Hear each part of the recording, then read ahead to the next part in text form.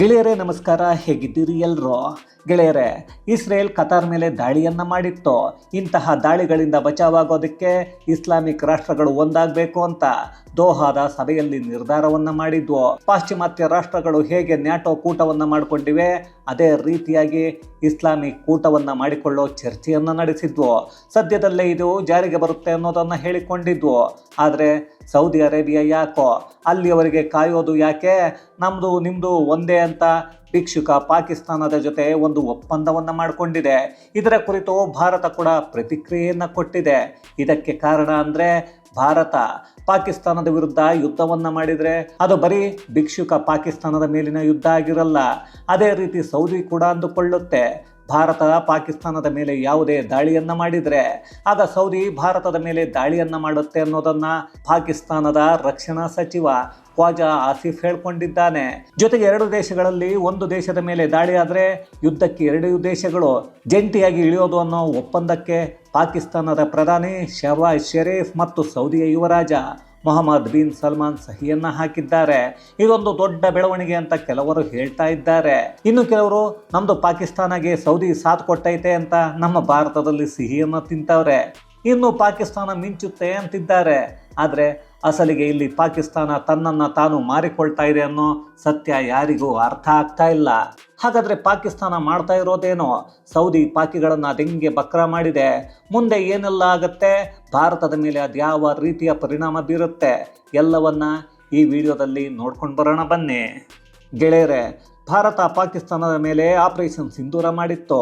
ಆಗ ಪಾಕಿಸ್ತಾನದ ಸೇನಾ ಮುಖ್ಯಸ್ಥ ಭಾರತದ ಜೊತೆ ಮಾತನಾಡಿ ಕದನ ವಿರಾಮ ಘೋಷಣೆಯನ್ನು ಮಾಡಿಕೊಂಡಿದ್ರು. ಅದಾದ ನಂತರ ಅಮೆರಿಕದ ಜೊತೆ ಕುಚ್ ಪ್ಯಾರಾದ ಹಾಗೆ ಕಾಣಿಸ್ತಾ ಇತ್ತು. ಆಗ ಅಮೆರಿಕ ಕೂಡ ಏನಾದರೂ ಕೊಡಬಹುದು ಅಂತ ಪಾಕಿಸ್ತಾನದ ಫೀಲ್ಡ್ ಮಾರ್ಷಲ್ ಮುನೀರ ಬೇರೆ ಅಮೆರಿಕಕ್ಕೆ ಹೋಗಿ ಬಂದು ಮಾಡಿದ್ದ. ಜೊತೆಗೆ ಒಂದಷ್ಟು ಬಿರಿಯಾನಿ ಕಬಾಬ್ ಎಲ್ಲ ಅವನಿಗೂ ಕೂಡ ಟ್ರಂಪ್ ಹಾಕಿದ್ರು. ಅವುಗಳ ಫೋಟೋ ಕೂಡ ಬಹಳಷ್ಟು ವೈರಲ್ ಆಗಿದ್ವು. ಆದರೆ ಅಲ್ಲಿ ಟ್ರಂಪ್ ಅಣ್ಣನಿಗೆ ತನ್ನ ವೈಯಕ್ತಿಕ ವ್ಯಾಪಾರವನ್ನು ಮಾಡೋಕೆ ಏನಾದರೂ ವ್ಯವಸ್ಥೆ ಮಾಡ್ಕೋಬೇಕಿತ್ತು. ಅದಕ್ಕೆ ಮುನೀರನ್ನ ಬುಟ್ಟಿಗೆ ಹಾಕ್ಕೊಂಡಿದ್ರು. ಆದರೆ ಇಲ್ಲಿ ಹೊಟ್ಟೆಗೆ ಹಿಟ್ಟಿಲ್ಲದ ಪಾಕಿಸ್ತಾನದ ಮುನೀರ್ ಆಗಾಗ ಅಮೆರಿಕಕ್ಕೆ ಮಾವನ ಮನೆಗೆ ಹೋದ ಹಾಗೆ ಹೋಗ್ತಾ ಇದ್ದ. ಪಾಪ ಇಲ್ಲಿ ತಿನ್ನೋಕೆ ಊಟ ಇರಲಿಲ್ಲ.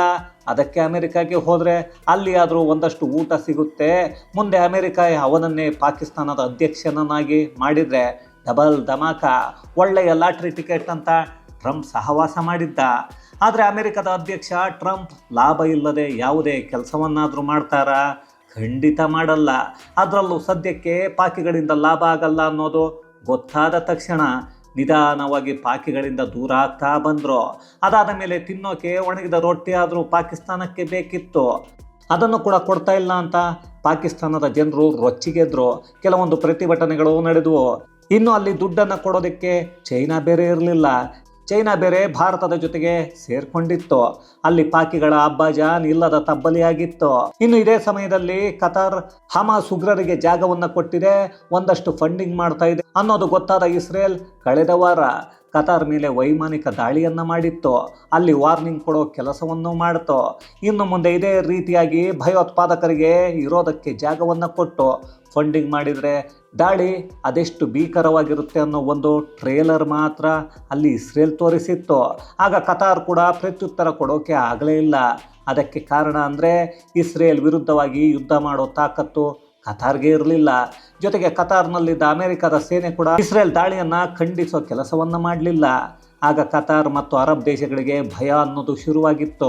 ಮೊದಲೇ ಇಸ್ರೇಲನ್ನು ಕಂಡ್ರೆ ಕೆಲ ಮುಸಲ್ಮಾನ ದೇಶಗಳಿಗೆ ಆಗಲ್ಲ.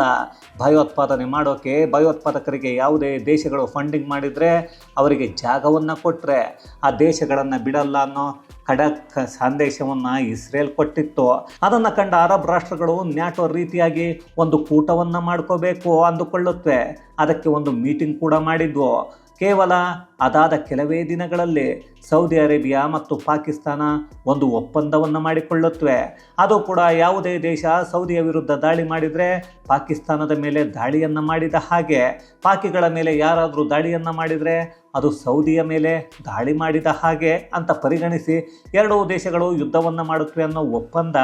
ಇಲ್ಲಿ ಮೊದಲು ದೋಹಾದಲ್ಲಿ ಎಲ್ಲ ಇಸ್ಲಾಮಿಕ್ ರಾಷ್ಟ್ರಗಳು ಮೀಟಿಂಗ್ ಮಾಡಿಕೊಂಡಾಗ ನಮ್ಮದು ನಿಮ್ಮದು ಎಲ್ಲ ಒಂದೇ, ನಾವು ನೀವು ಬೇರೆ ದೇಶಗಳಲ್ಲಿ ಇದ್ದೀವಿ, ಆದರೆ ಹೋರಾಟ ಮಾಡಬೇಕಾಗಿರೋದು ಮಾತ್ರ ಇಸ್ಲಾಮಿಕ್ ದೇಶಗಳ ವಿರುದ್ಧ ಯಾರೇ ಯುದ್ಧ ಮಾಡಿದ್ರು ಎಲ್ಲರೂ ಸೇರಿ ಆ ದೇಶಗಳ ಮೇಲೆ ದಾಳಿಯನ್ನು ಮಾಡಬೇಕು ಅಂತ. ಸದ್ಯಕ್ಕೆ ಇಸ್ಲಾಮಿಕ್ ನ್ಯಾಟೋ ಇನ್ನೂ ರಚನೆ ಆಗಿಲ್ಲ.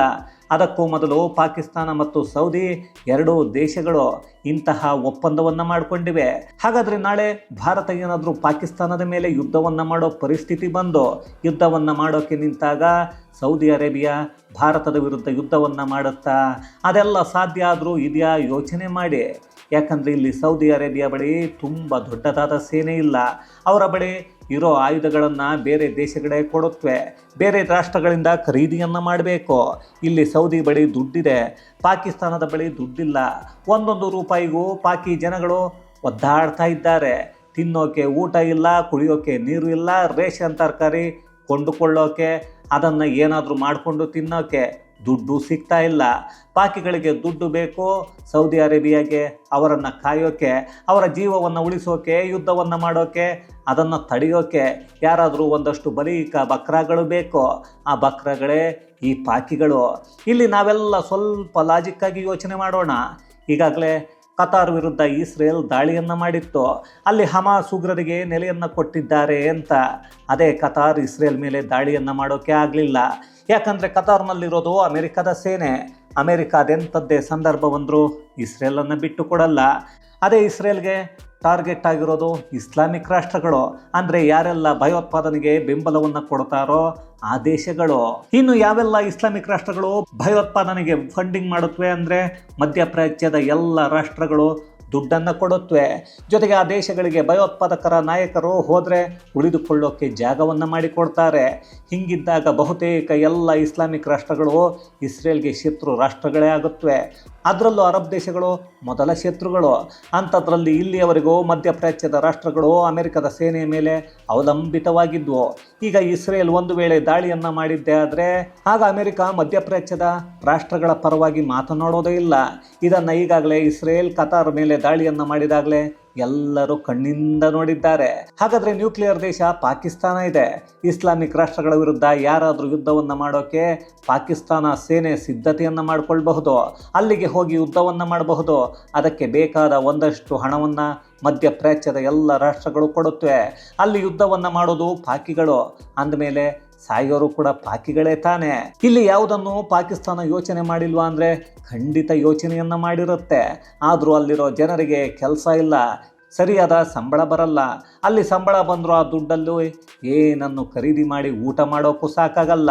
ಅಂಥದ್ರಲ್ಲಿ ಅಲ್ಲಿರೋ ಒಂದಷ್ಟು ಜನರನ್ನ ಸೇನೆಗೆ ತಗೊಂಡು ಅವರನ್ನು ಬೇರೆ ದೇಶಗಳ ವಿರುದ್ಧ ಯುದ್ಧಗಳಿಗೆ ಬಳಸಿಕೊಳ್ಳಲಾಗತ್ತೆ. ಆಗ ಅಲ್ಲಿ ಸಾಯೋದು ಮಾತ್ರ ಪಾಕಿಗಳೇ. ಆದರೂ ಅದಕ್ಕೆಲ್ಲ ಒಂದಷ್ಟು ಸಂಬಳವನ್ನು ಕೊಟ್ಟು ಅರಬ್ ರಾಷ್ಟ್ರಗಳು ಆರಾಮಾಗಿ ಸುಮ್ಮನೆ ಇರುತ್ತವೆ. ಅಲ್ಲಿಗೆ ಅವರೇ ಮನೆಯ ಮಕ್ಕಳನ್ನು ಉಳಿಸಿಕೊಳ್ಳೋ ಒಂದು ಪ್ಲಾನನ್ನು ಅರಬ್ ದೇಶಗಳು ಮಾಡಿವೆ.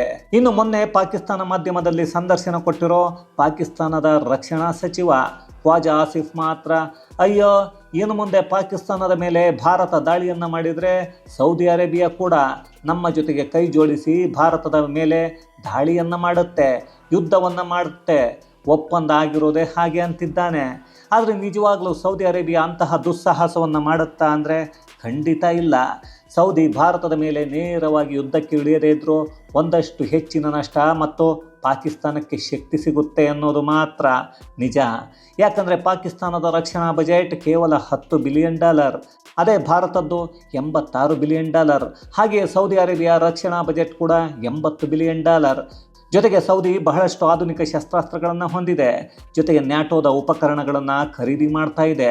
ಇಲ್ಲಿ ಪಾಕಿಸ್ತಾನದ ಮೇಲೆ ಭಾರತ ಮುಂದಿನ ದಿನಗಳಲ್ಲಿ ಯಾವುದೇ ಕಾರ್ಯಾಚರಣೆ ಮಾಡಿದರೂ ಆಗ ಸೌದಿ ಅರೇಬಿಯಾ ಅವರ ಬಳಿ ಇರೋ ಶಸ್ತ್ರಾಸ್ತ್ರಗಳನ್ನು ಪಾಕಿಗಳಿಗೆ ಕೊಡಬಹುದು, ಹಣಕಾಸಿನ ಸಹಾಯವನ್ನು ಮಾಡಬಹುದು. ಈಗಾಗಲೇ ಆಪರೇಷನ್ ಸಿಂಧೂರಲ್ಲಿ ಟರ್ಕಿಯ ಡ್ರೋನ್ಗಳನ್ನು ಕೊಟ್ಟಿತ್ತಲ್ಲ, ಅದೇ ರೀತಿ ಆಗ ಭಾರತ ಯುದ್ಧವನ್ನು ಗೆಲ್ಲೋದಕ್ಕೆ ಸ್ವಲ್ಪ ತಡ ಆಗುತ್ತೆ ಅನ್ನೋದು ವಾಸ್ತವ. ಹಾಗಂತ ಈ ಪಾಕಿಸ್ತಾನದ ಸೇನೆಯಲ್ಲಿರೋ ಭಯೋತ್ಪಾದಕರಿಗೆ ಆಧುನಿಕ ಯುದ್ಧ ಉಪಕರಣಗಳನ್ನು ಉಪಯೋಗ ಮಾಡೋದಕ್ಕಾದರೂ ಬರಬೇಕಲ್ವೇ? ಅದನ್ನು ತರಬೇತಿಯನ್ನು ಯಾರು ಕೊಡ್ತಾರೆ ಅನ್ನೋದು ಗೊತ್ತಿಲ್ಲ. ಯಾಕಂದರೆ ಈಗಾಗಲೇ F-16ನಂತಹ ಯುದ್ಧ ವಿಮಾನಗಳನ್ನೇ ನಮ್ಮ ಸೇನೆ ಬಿಡಲಿಲ್ಲ, ಅದನ್ನು ಹೊಡೆದು ಉರುಳಿಸಿದೆ. ಆದರೆ ಅಮೆರಿಕ ಹೇಳೋದು ಈ ಪಾಕ್ ಬಡ್ಡಿ ಮಕ್ಕಳಿಗೆ ನಮ್ಮ ಯುದ್ಧ ವಿಮಾನವನ್ನು ಸರಿಯಾಗಿ ಆಪ್ರೇಟ್ ಮಾಡೋಕ್ಕೆ ಬರ್ತಾ ಇಲ್ಲ ಅಂತ. ಅದನ್ನು ಯಾಕೆ ಯುದ್ಧಕ್ಕೆ ತೆಗೆದುಕೊಂಡು ಹೋಗಬೇಕು ಅಂತ ತಮ್ಮ ದೇಶದಲ್ಲೇ ಇರೋ ಅಮೆರಿಕದ F-16 ಆಪರೇಟ್ ಮಾಡೋಕ್ಕೆ ಬಾರದೆ ಹೊಡೆಸಿಕೊಳ್ತಾರೆ ಅನ್ನೋದಾದರೆ ಬೇರೆ ಶಸ್ತ್ರಾಸ್ತ್ರಗಳನ್ನು, ಅದರಲ್ಲೂ ಅತ್ಯಾಧುನಿಕ ಟೆಕ್ನಾಲಜಿ ಹೊಂದಿರೋ ಶಸ್ತ್ರಾಸ್ತ್ರಗಳನ್ನು ಅದೇಗೆ ಉಪಯೋಗ ಮಾಡ್ತಾರೆ? ಅವುಗಳನ್ನು ಸೌದಿ ಪಾಕಿಗಳಿಗೆ ಕೊಡೋದಕ್ಕೆ ನ್ಯಾಟೋ ರಾಷ್ಟ್ರಗಳಾದರೂ ಒಪ್ಪಿಕೊಳ್ಳುತ್ವಾ ಅನ್ನೋದು ಗೊತ್ತಿಲ್ಲ. ಇನ್ನು ಇದೇ ಖ್ವಾಜಾ ಆಸಿಫ್ ಪಾಕಿಸ್ತಾನದಲ್ಲಿರೋ ಅಣು ಶಸ್ತ್ರಾಸ್ತ್ರಗಳನ್ನು ಸೌದಿಯಲ್ಲಿ ಇಡ್ತೀವಿ ಅನ್ನೋದನ್ನು ಹೇಳ್ಕೊಂಡಿದ್ದಾನೆ. ಅಲ್ಲ ರೀ, ಅದೇನು ಇವರ ಅಪ್ಪನ ಮನೆಯ ಕಡುಬು ಅಂತ ಅಂದ್ಕೊಂಡಿದ್ದಾನೋ ಏನೋ ಗೊತ್ತಿಲ್ಲ. ಇವನು ಹೇಳಿದ ತಕ್ಷಣ ಪಾಕಿಸ್ತಾನದಿಂದ ತಗೊಂಡು ಹೋಗಿ ಸೌದಿಯಲ್ಲಿ ಇಡೋದಕ್ಕೆ, ಯಾಕಂದರೆ ಅದಕ್ಕೆ ಜಾಗತಿಕ ಮಟ್ಟದಲ್ಲಿ ಬಹಳಷ್ಟು ದೇಶಗಳು ಒಪ್ಪಿಕೊಳ್ಳಬೇಕಾಗತ್ತೆ. ಇಲ್ಲ ಅಂದರೆ ಬಹಳಷ್ಟು ರಾಷ್ಟ್ರಗಳ ದ್ವೇಷವನ್ನು ಪಾಕಿಸ್ತಾನ ಮತ್ತು ಸೌದಿ ಎರಡೂ ರಾಷ್ಟ್ರಗಳು ಎದುರಿಸಬೇಕಾಗತ್ತೆ. ಆದರೂ ಪಾಕಿಗಳಿಗೆ ಬೇಕಾಗಿರೋದು ಒಂದಷ್ಟು ಭಿಕ್ಷೆ. ಅದನ್ನು ಈಗ ಅಣ್ವಸ್ತ್ರದ ಹೆಸರಲ್ಲಿ ಬೇಡೋಕ್ಕೆ ನಿಂತಿದ್ದಾರೆ. ಇನ್ನು ಪಾಕಿಸ್ತಾನ ನಮಗೆ ಆಪರೇಷನ್ ಸಿಂಧೂರ್ ಸಮಯದಲ್ಲಿ ಹೇಗೆ ನೋಡಿ ನಮ್ಮ ಬಳಿಯೇ ಅಣ್ವಸ್ತ್ರ ಇದ್ದಾವೆ, ನೀವು ದಾಳಿಯನ್ನು ಮಾಡಿದರೆ ನಾವು ನಿಮ್ಮ ಮೇಲೆ ಅವುಗಳನ್ನು ಬಳಕೆ ಮಾಡ್ತೀನಿ ಅಂದಿತ್ತು. ಅದೇ ರೀತಿ ಈಗ ನಮ್ಮ ಜೊತೆಗೆ ಸೌದಿ ಅರೇಬಿಯಾ ಇದೆ, ನಮ್ಮ ಮೇಲೆ ಭಾರತ ದಾಳಿಯನ್ನು ಮಾಡಿದರೆ ಅವರ ಮೇಲೆ ಸೌದಿ ದಾಳಿಯನ್ನು ಮಾಡುತ್ತೆ ಅಂತ ಹೇಳಿಕೊಳ್ತಾ ಇದೆ. ಆದರೆ ಸೌದಿ ಈ ಕುರಿತು ಎಲ್ಲೂ ಮಾತನಾಡಿಲ್ಲ, ಒಂದು ಹೇಳಿಕೆಯನ್ನು ಕೊಟ್ಟಿಲ್ಲ. ಅಲ್ಲ ರೀ, ಅಣ್ವಸ್ತ್ರ ಬಳಕೆ ಮಾಡೋದು ಅಷ್ಟೊಂದು ಸುಲಭದ ಮಾತಲ್ಲ. ಹಿಂಗಿದ್ದಾಗ ಅದನ್ನು ಸೌದಿಯಲ್ಲಿ ಇಟ್ಟರೇನು, ಪಾಕಿಸ್ತಾನದಲ್ಲಿ ಇಟ್ಟರೇನು? ಮದುವೆ ಗಂಡು ಕೆಲಸಕ್ಕೆ ಬಾರದೇ ಇದ್ದರೆ ಮದುವೆ ಮಾಡಿ ಏನು ಉಪಯೋಗ ಅನ್ನೋ ಹಾಗೆ ಆಗಿಬಿಡುತ್ತೆ ಅಷ್ಟೇ. ಆದರೂ ಈ ಅಣ್ವಸ್ತ್ರಗಳನ್ನು ಕಂಟ್ರೋಲ್ ಮಾಡ್ತಾ, ಮಾನಿಟರ್ ಮಾಡ್ತಾ ಇರೋದು ಅಮೇರಿಕ. ಇಲ್ಲಿ ಅಮೇರಿಕದ ಒಪ್ಪಿಗೆ ಇಲ್ಲದೆ ಇಂತಹ ನಿರ್ಧಾರವನ್ನು ಪಾಕಿಸ್ತಾನ ತೆಗೆದುಕೊಳ್ಳುತ್ತಾ? ಖಂಡಿತ ಸಾಧ್ಯ ಇಲ್ಲ. ಅಮೆರಿಕದ ಅಧ್ಯಕ್ಷ ಟ್ರಂಪ್ ಏನಾದರೂ ಇಂತಹ ಕುತಂತ್ರವನ್ನು ಒಳಗಿಂದ ಒಳಗೆ ಮಾಡ್ತಾ ಭಾರತದಿಂದ ಅರಬ್ ದೇಶಗಳನ್ನು ದೂರ ಇಡೋ ಕೆಲಸಗಳಿಗೆ ಕೈ ಹಾಕಿದ್ದಾರಾ ಅನ್ನೋ ಅನುಮಾನಗಳು ಬರುತ್ತವೆ. ಮತ್ತೊಂದು ಕಡೆ ಪಾಕಿಸ್ತಾನ ಕೇವಲ ಅರಬ್ ರಾಷ್ಟ್ರಗಳ ಜೊತೆಗೆ ಮಾತ್ರ ಒಪ್ಪಂದ ಮಾಡಿಕೊಳ್ತೀವಿ ಅಂದರೆ ಜಗತ್ತಿನ ಬೇರೆ ಇಸ್ಲಾಮಿಕ್ ದೇಶಗಳು ಪಾಕಿಗಳ ವಿರುದ್ಧ ತಿರುಗಿ ಬೀಳುತ್ತವೆ. ಆಗ ಪಾಕಿಗಳು ಇಸ್ಲಾಮಿಕ್ ಬ್ರದರ್ಹುಡ್ ಅನ್ನೋದೆಲ್ಲ ನಾಟಕ, ಈ ಬಡ್ಡಿ ಮಕ್ಕಳು ದುಡ್ಡು ಹೆಚ್ಚಾಗಿ ಇರೋ ದೇಶಗಳ ಜೊತೆ ಮಾತ್ರ ಇರ್ತಾರೆ ಅನ್ನೋದು ಇಡೀ ಜಗತ್ತಿನ ಬೇರೆ ಇಸ್ಲಾಮಿಕ್ ದೇಶಗಳಿಗೆ ಅರ್ಥ ಆಗತ್ತೆ. ಆಗ ಇಡೀ ಜಗತ್ತಲ್ಲಿ ಅದೆಷ್ಟು ರಾಷ್ಟ್ರಗಳನ್ನು ಪಾಕಿಗಳು ಎದುರಿಸಬೇಕಾಗತ್ತೆ ಅಂತ ಮರ್ತಿರಬೇಕು. ಅದೇ ಅವರ ತಲೆಯ ಮೇಲೆ ಅವರೇ ಕಲ್ಲನ್ನು ಹೇಗೆ ಹಾಕಿಕೊಳ್ಳೋದು ಅನ್ನೋದನ್ನು ಈ ಪಾಕಿಗಳನ್ನು ನೋಡಿ ಕಲಿಬೇಕ್ರಿ. ಅದೇನೇ ಆದರೂ, ಯಾವುದೇ ಒಪ್ಪಂದಗಳು ಆದರೂ ಪಾಕಿಸ್ತಾನಕ್ಕೆ ಒಂದಲ್ಲ ಒಂದು ರೀತಿಯಲ್ಲಿ ಎಲ್ಲವೂ ಮುಂದಿನ ದಿನಗಳಲ್ಲಿ ರಿವರ್ಸು ಹೊಡೆಯೋಕ್ಕೆ ಶುರುವಾಗುತ್ತವೆ ಅಷ್ಟೇ. ಇದು ಗೆಳೆಯರೇ, ಪಾಕಿಸ್ತಾನ ಮತ್ತು ಸೌದಿ ಅರೇಬಿಯಾ ಒಪ್ಪಂದದ ಕುರಿತಾದ ಒಂದಷ್ಟು ಮಾಹಿತಿ. ಮತ್ತಷ್ಟು ವಿಶೇಷತೆಗಳೊಂದಿಗೆ ಮುಂದಿನ ವಿಡಿಯೋದಲ್ಲಿ ಭೇಟಿಯಾಗೋಣ. ಅಲ್ಲಿಯವರೆಗೂ ಕನ್ನಡವೇ ಸತ್ಯ, ಕನ್ನಡವೇ ನಿತ್ಯ.